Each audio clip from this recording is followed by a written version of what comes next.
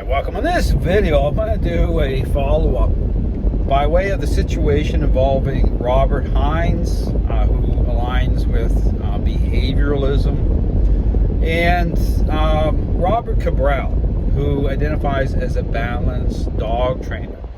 Now, this situation, involves Cabral initiating a copyright strike through YouTube by way of Hines doing breakdown videos, talking about the problems associated with those who identify as balanced, force-free. So talking about the dog training industrial complex. Now, again, I talk about the inherent problems in the dog training world by way of this very popular idea that trains a learning-based exercise, but differently than Hines, by way again of shining the spotlight properly onto the social aspect of the relationship, by way of dogs as social animals, with how their decision-making process is influenced and governed at that level, and really highlighting the role of the dog owner, just like the role of a parent, And again, I line up that example on purpose to really illustrate why it is that so many dog owners experience a counterfeit picture within the framework of response by way of this very popular idea that trains a learning-based exercise. Now, the point I want to make about this whole situation, because again, understand that I'm seeing a trend here, by way of those who identify as balanced dog trainers, who want to try to shut down the conversation. And I talk about this issue of censorship. I talk about the importance of having that conversation, considering what the problem really is. Which again, I talk about balanced dog trainers who are in agreement with this very problematic idea. So, understanding that from their perspective, and this is how I see it, it's not in their best interest, to engage a certain way. And the point I'm making on this video is that for many of these balanced dog trainers, as long as it's within the framework, this type of back and forth with force-free, this type of how they talk with each other on their podcasts, as long as it stays within their so-called wheelhouse, where they're able to keep on marketing, they're able to gain social media traction, they're fine with that.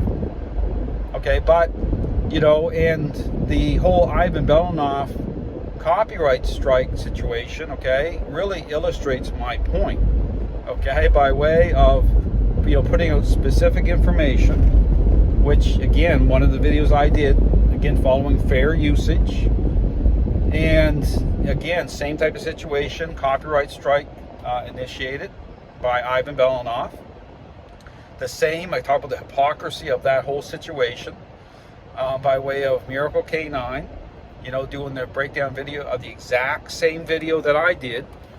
The difference with Miracle K9 is not only did they use a ton of the video, I used like 4 minutes, they used a ton of the video, but they went along with the narrative, because balanced dog trainers are, or Miracle K9 identifies as balanced. So Ivan, no problem with that, clear, that video is still up and running on YouTube, but the video that I did, copyright strike on my channel, wanting to shut down, the conversation, because part of my Flipping the Script series, again, I'm going through balance training, force-free training, Ivan, play-based training, talking about the inherent problems by way of this learning-based idea of things. Specific information. Now, the fair usage part, again, understand that, this is why I talk about these trainers think that they're in some sort of special class or category by way of selling a product, because understand they're putting up public videos with the express purpose or goal of making money.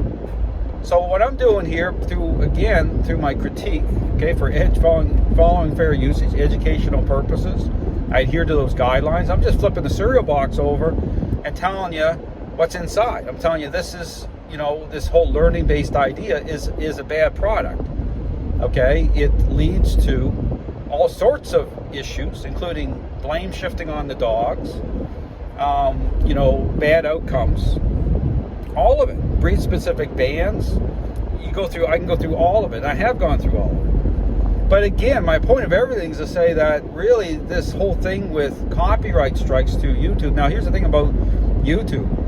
I mean, and I've experienced it, okay, is that YouTube isn't exactly a gatekeeper when it comes to, freedom of speech. Anyone knows that. And so the information I got back from YouTube was basically, if it doesn't matter fair usage or not, that's subjective, right?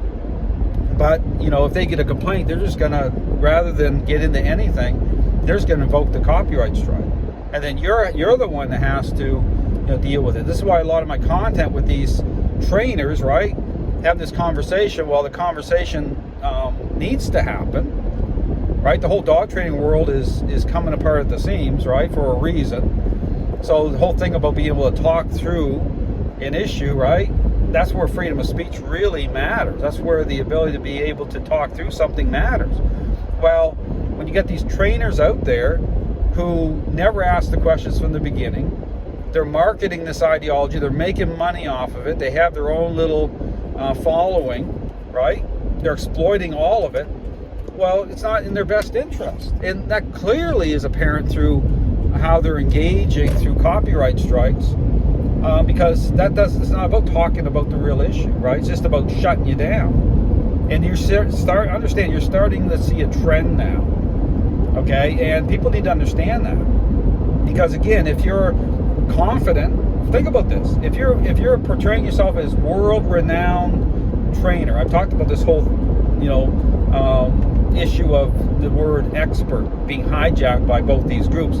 It doesn't even make sense that Balanced and Force Free can both use that, proclaim that they're experts while pretending to be offering something different. That doesn't even make sense. But here you have these people with, quarterbacking this ideology through trophies, right, world renowned, and yet, they're not confident enough to want to even engage a certain way, right? And that just shows you they're going to shut it down. Clearly, when you get a little bit too close to the truth. Well, I talk about what the truth is. And it's all related to this idea that's extremely problematic. So all to say that people need to start paying attention to what's happening here in the dog training world. The Heinz situation is another example of that. Behavioralism doesn't have the answers at all. But at least, respect the right for someone like Heinz or anyone else to be able to talk about how they see the issue, right? To be able to talk through it. So interesting, right? But again, like I said, balanced dog trainers are playing the game, and because they're playing both sides of the fence. They've done it since the beginning to this idea of things. And so all the game they're playing is, well, as long as you're bringing on their own on their podcast, as long as they can manage it through the confusion to gain a little some traction, as long as you don't directly confront what they're selling, and that holds true for Force Free as well. They both are aligned with this ideology. They're okay with it, right? Because in their mind, right, and then if you challenge it, then they're also at the same time thinking that, well, this person's only doing it, because they're trying to gain, be as popular as them. Like, this is how twisted it is. This whole thing about popularity, but the wrong way. Okay, it's totally based on exploitation. Look at outcomes. Look at how many dogs are being blamed, all right? Look at the state of the dog training world. That's the thing that's incredible here. And again, I encourage you to watch my, the Miracle Canine debate. It's up on Miracle Canine's channel. And I connect the dots. I talk through the bonker controversy, all of the controversies, and I connect the dots, which balanced dog trainers, they don't want to do that, right? Because it's inconvenient truth, right? It starts to force them to start to consider, what the real issue is. And that's not a moneymaker. right? Based on what they've already sold out to, how they're already marketing. Understand, this is one big Ponzi scheme, and this has been building and layering up since the beginning, all of it. So my encouragement is consider what's happened in the dog training world. This whole thing about copyright strikes, you're seeing a trend now with these trainers. They don't want to deal with being challenged that way. As long as it's within their wheelhouse, their ideological wheelhouse, they're fine with it. Thanks for watching.